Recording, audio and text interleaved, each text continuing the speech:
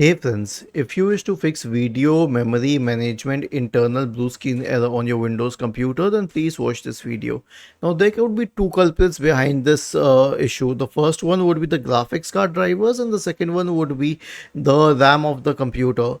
So we will diagnose both of these in separately.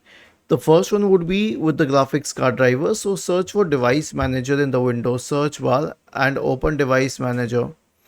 Expand the list of display adapters. Right click on the first one and update drivers. Right click on the second one and update drivers. The next solution will be to run the Windows Memory Diagnostic tool. Search for Memory Diagnostic in the Windows search bar. Open Windows Memory Diagnostic and then you can click on Restart Now and check for problems. Was this helpful? If yes, then please subscribe to the channel. If not, then let us know in the comment section of the video on how we could help you further. Thank you for watching this video and have a nice day.